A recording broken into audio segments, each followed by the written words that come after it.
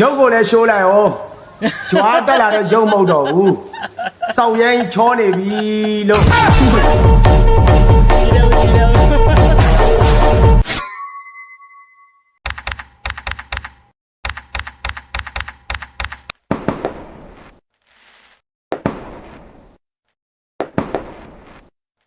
Hello အားလုံးပဲမင်္ဂလာပါဒီနေ့ကျွန်တော်လူချင်းမင်းတို့ကိုရုပ်ရှင်ကားတစ်ကားပြပါမယ်အတူတူကြည့်လိုက်ကြရအောင် ဘာမှနားမလဲပဲနဲ့ဝင်ပြောပြန်ပြီဟာနားကြီးလေဟာလက်သမားလုံးဆိုတာလုံးချင်တယ်လုံးလို့ရတယ်လုံးမှမဟုတ်တာဟာ ဒီရုပ်ရှင်ကားမှာကိုနေမြုံနဲ့ကိုဦးဘယ်သူကပို့ပြီးတော့အကယ်ဒမီရသင်းလေးဆိုတာကိုကြည့်လိုက်ကြရအောင် အိမ်ဆောက်တဲ့လူရှိမှလက်သမားလုံးဆိုတာလုံးလို့ရတာအိမ်ဆောက်တဲ့လူမရှိဘဲနဲ့ငါဘယ်မှာသွားလို့ရမှာဟမ်ပြောရမှာဟုတ် ရှင်တနေကုန်မုန်းလို့များဘယ်သူကခေါ်ခိုင်းမှာတော့ အမမင်းရမြန်ငါ့ကိုပြောသေးတယ်ဟုတ်လားမင်းကြတော့လေဆက်လက်ခိုးပြီးတောင်းနေတာငါမပြောလိုက်ချင်ဘူးမပြောလိုက်ချင်လည်းမပြောနဲ့တော့ရှစ်ရဘလို့ချင်ကြောက်ယူပါ Okay မဆူ ကျေးဇူးတင်ပါတယ် မဆူ အခုကျွန်တော်လုပ်တဲ့အထက်မှာအမှတ်ပါတယ်ဆိုရင်လေကိုဦးကိုတောက်မှန်ပါတယ်ခင်ဗျာ နင်တော့လိုက်တိတက်လာပြီ နင်ကဘာမှစိတ်ပြေလက်ကြအလိုလေးပါလေးလို့စိတ်ကူးမရှိဘူးလား ပညာရေးချင်းကဘယ်လောက်ရှိလဲ ပြုံးချူ10တဲ့2နှစ်ကြာ ဘယ်လိုဖြစ်လို့ကြားလဲ ကြာကြလို့ကြာတာမဟုတ်ဘူး ဘာဖြစ်လို့ကြား ဆီယမတွေမေးတဲ့မိကုံမကြိုက်လို့ကြာ လဲဆီယာမကဘာမေးလို့လဲ မြန်မာစာမှာမေးတယ် ဘာမေးလဲ တင်ကြိုက်နေတက်ရာမေကုံ5ခုဖြေဆိုခဲ့ပါ အဲ့တော့ တပုတ်မှမကြိုက်လို့တပုတ်မှဖြေဘူး ပညာတက်ကလေးတော့ ကြိုက်နေတဲ့5ခုလို့ပြောတာငါအောက်ကအဲ့တပုတ်မှမကြိုက်တာ ကောင်းကောင်းပြောပါ နောက်တစ်နှစ်ကြာတော့ထပ်မေးတယ် ဘာမေး မိဖုရားဖွားစောရဲ့အကြောင်းကိုပြည့်စုံစွာရှင်းပြခဲ့ပါ မိုက်တယ်တမိုင်း ခင်ဗျစဉ်းစားကြည့်လေမိဖုရားဖွားစောအကြောင်းပြည့်ပြည့်စုံစုံသိရအောင်ကျုပ်ကသူ့ယောက်ျားမှမဟုတ်တဲ့ဟာယူသူကျင်သူ့လင်မမေးပေါ်ကျုပ်ကကြောင်းသားဘယ်လိုလုပ်သိပါလဲ မဟုတ်ဘူးလေဒါတမိုင်းကိုမေးတာလေ လူစက်ပါ နောက် တစ် တစ် ခါ နေ့ကျတော့ထပ်မေးတယ် ဘာမေးလဲ ရုပ်ချိုတဲ့ဆီယမကိုအစေးတစ်ပုတ်ရေးပေးတတ်မှာတဲ့ရုပ်ချိုအစေးတစ်ပုတ်ရေးပေးလိုက်တာဆီယမဘာသာမပြန်တတ်လို့ဆေးရုံတင်လိုက်ရ မင်းကဘယ်လိုရေးပေးလိုက်လို့ What the college into the supporter will be this time the last time you look independent his wife no independent the last time bu bai so le la la la la la la အဲ့လိုရှုလို့ဆီယာမမပြောနဲ့ငါတော့နားမရှိဘူးတင်းတင်းချာချာပြော ဆေး ပါ ရုံတက်ချင်နေပြီမလား တင်းတင်းချာချာပြောစမ်း နောက်တစ်ခေါက်ပြန်နှားထောင်လိုက် The college into the supporter will be this time the last time you look independent his wife no independent the last time bu bai so le la la la la la ဒီစာပေကြီးပါစာလေးဆိုတာကြည့်လိုက်ကြအောင်ဒီစာပေကြီးပါစာလေးဆိုတာကြည့်လိုက်ကြအောင်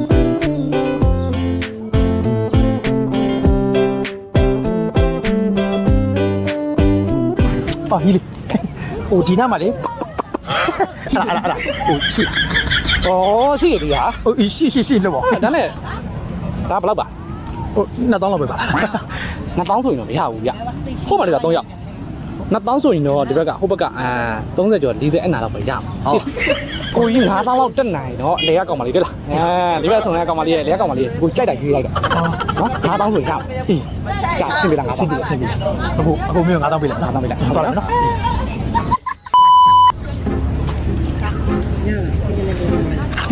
ကဲတော်မယ်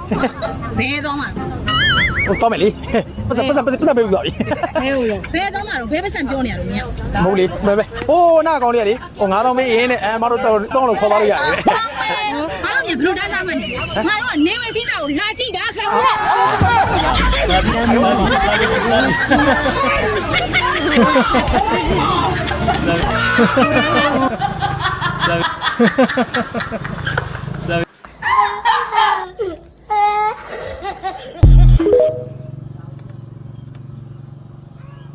ခင်လိုက်တို့အိမ်မင်းနာတန်ချောင်းဆိုတဲ့ကောင်လေးပြန်ဆိုတော့အဲ့တချင်းအတိတ်ပဲတစ်မျိုးပြောင်းဖြစ်သွားလို့တန်ချောင်းကငငယ်လေးတည်းကံမကောင်းတော့မွေးလာတဲ့နှကန်းခွဲလေးနှကန်းခွဲလေးနဲ့အဲ့တချင်းလို့ဆိုတော့မပြင်းသူများကိုကျွန်တော်ကဲ့ရတာမဟုတ်နည်းနည်းဆိုပြဆိုပြတယ်ပေါ့နှကန်းခွဲနဲ့နှကန်း ကိုခင်လိုက်တော့မကြေးရတက်ဘူးဒါကြေးတာမဟုတ်ဘူးနော် လိုက်တော့ဟုတ်ကဲ့ပါမင်္ဂနာညောမဲမင်္ဂနာညောမဲဤနမောငုံညင်ငွဲမင်္ဂနာညောမဲမင်္ဂနာညောမဲဤနမောငုံညင်ငွဲ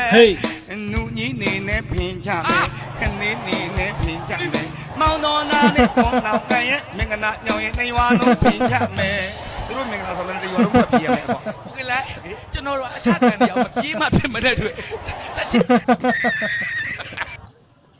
အခုဒီနေ့မှာဂျပန်တော့မဲ့သူတွေပါလားဂျပန်တော့မဲ့ဆိုရင်တော့ဥမှုဒီစီမှာဂျပန်စကားတော့တင်ကြရအောင် ကဲဒါဆိုရင် let's go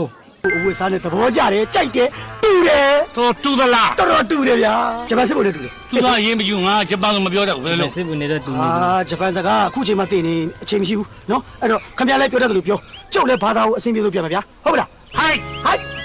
ဟိုက် ဟိုက် အဲ ဟိုက် ငါပြောမယ်တကား ဟိုက် ခုတကား အဲ့ဂျပန်စကားပြောအေးမစတူတယ်တူတယ်ဟိုက် နောက်တကား ဟိုက် ဟိုက် နောက်တကား ဟိုက် ကနေတကား ဟိုက် ဟိုက် ဟိုက် ဟိုက် မတကားရညာ ကုတက ဟိုက် ဟိုက် ဟိုက် ဟိုက် အဲ ဟိုက် ကုတက ငါပြောမယ်တကားခုတကား အဲ့ဂျပန်စကားပြောတာအေးမစတူတယ်တူတယ်ဟိုက် နောက်တကား ဟိုက် နောက်တကား ဟိုက် ကနေတကား ဟိုက် ဟိုက်ဟိုက်ဟိုက် တခါတခါရညာနေ ကုတက အေးငါလည်းရွာကိုပြန်မြောက်တာကြာပြီဆိုတော့ရွာရဲ့သတင်းပလင်းလေးပါလေဘာမှမကြောက်ဘူး ဘာမှမ ရွာ ပြော မှာ နေ ဘာ ပါ တွေ ဘူး ပြောင်းလဲကုန်ဘာမှမပြောင်းလဲပါဘူးအေးကဆင်းနေရွာဘာမှမပြောင်းလဲဘူးဆိုတော့ဒီကောင်ဘာတွေပြောင်းလဲကုန်ဘာမှမပြောင်းလဲပါဘူးဟဲ့ဒါပေမဲ့ဟိုမင်းငွေထားတဲ့ကြောင်လေးတော့တည်သွားပြီကွာဟာကြောင်လေးတည်သွားပြီဟာအဲ့ဒီကြောင်လေးအရန်လိမ်မာတာကွာဘာဖြစ်လို့တည်သွားတာလဲမင်းအဖေနဲ့မင်းအကိုစကားများကြတယ်လေစကားများပြီးမင်းအကိုကအရင်မူးမူးနဲ့အဲစပက်ကြီးကိုမီးရှို့လိုက်တာပါသွားတာပဲစပက်ကြီးကိုမီးနဲ့ရှို့လေအနေနဲ့ဟိုစပက်ကြီးကိုမီးနဲ့ရှို့ရတာအောင်အဖေနဲ့ကိုကဘာအတွက်နဲ့စကားများတာလဲဘာရင်လို့မဟုတ်ဘူးကွာဟိုမင်းညမလေးအရက်သမားထုံးနိုင်နဲ့လိုက်ပြေးတဲ့ကိစ္စဟာဘယ်မှာလင်းလောက်လိုက်သွားပြီနေစမ်းဒီညီမလေးလင်းလောက်လိုက်သွားတဲ့ကိစ္စကိုအမေကဘာမှဝင်မပြောဘူးလားဟင်မင်းအမေကအားမဝင်ပြောလို့မရတော့ဘူးလေကွာပြောလို့မရတော့ဘူးဆိုတော့သူကကအမေစကားကိုနားမထောင်ကြတာလားဘယ်လိုဖြစ်တာလဲအဲ့ဒီလိုလည်းမဟုတ်သေးဘူးကွာမင်းတို့စပယ်ကြီးမိလောင်တော့မင်းတို့အိမ်မှာပါသွားတယ်မင်းအမေကတခါတည်းပါသွားအမလေးကအမေပါသွားတယ်အတဆိုမင်းနေပြီပေါ့အမလေးဗျာအမေရဲ့အမေရဲ့အမလေးအမေတရားတော့သားတရားမသိလဲရပါလားအမေရဲ့မင်းရလဲကွာအမေကြလို့တရားတယ်မှာဘာမှထူးခြားပြောင်းလို့မရှိဘူးလေမင်းမလို့ပြောတတ်တယ်ဗျအာဟုတ်ပါရဲ့ကထားလိုက်တော့ဒါဆိုရင်ငါအဖေနဲ့ကိုကအခုဘာမှနေကြလဲမင်းအကူကတော့မီးရှို့မှုနဲ့ထောင်ကြသွားဟင်မင်းအဖေကတော့အဲ့ဒီစိတ်နဲ့ယူနေအမလေးဗျာအမလေးဗျာအမေကသေတယ်အဖေကယူတယ်အကူကထောင်ကြနေတယ်အဲ့ဒါကထူးထူးခြားခြားဘာမှပြောင်းလဲမှုမရှိဘူးလို့မင်းမလို့ပြောရတယ်မင်းမလို့ပြောရတယ်အဲ့ဒါပုံမှန်ချင်းနေဖြစ်မလားကွာစိတ်ကိုတည်တည်ငြိမ်ငြိမ်လေးထားစမ်းပါကွာဒါလောကရန်တရားရဲ့ပုံမှန်ပြတ်ကွက်တွေပါတည်ငြိမ်နေလိုက်တာရင့်ကျက်နေလိုက်တာတရားတွေပေါက်နေတရားရှင်ကြီး လောကရန်တရားရဲ့ပုံမှန် အမလေးမင်းခံနေရှိမယ်ငါခံနေမရှိသေးဘူးတကယ်ကြီးငါရင်ထဲမှာပူနေပြီကဲပြောသပါဦးဒါဆိုရင်ဟိုငါညီလေးတွေညီမလေးတွေရောရင်ဘယ်လိုလဲပြောအောင်ကွာသူတို့ကအေးစေးပါပြီအမလေးတော်ပါသေးရဲ့တော်ပါသေးအကြီးလေးတို့ကခေါ်ပြီးမွေးထားလိုက်တယ်မလားအဲ့ဒီလိုလည်းမဟုတ်သေးဘူးကွာအဲ့ဒီလိုမဟုတ်တော့ဘယ်လိုဖြစ်ပြန်ပြီတော့ပါဦးသူတို့တကကူစရာမလိုပါဘူးကွာစိတ်အေးထားလိုက်တော့မလို့ထားတာပါမင်းအေးထားမှာပဲရှင်နေအေးတော်တယ်တကယ်ကြီးอ่ะပြောစမ်းပါသူတို့တရွာလုံးကတနာနေတော့အေးပေါ့သူတို့ကလည်းရွာထဲမှာလှက်ပါတောင်ရန်စားတော့ရွာတွေကထမင်းညာဟင်းညာလေးတွေပေးလိုက်ကြတာပါပဲကွာဟုတ်လို့လားဟာဒါဆိုကတည်းကတရောင်းစားပြီပေါ့ အခုကျွန်တော်တို့စပင်ညက်စက်ကိုတွက်လိုက်ကြကဲ let's go ရုပ်ကိုလည်းရှိုးလိုက်အောင်ရွာတက်လာတဲ့ရုပ်မဟုတ်တော့ဘူးစောက်ရင်ချောနေပြီလို့ ကြည့်တယ်လက်စက ရုပ်ကိုလည်းရှိုးလိုက်အောင်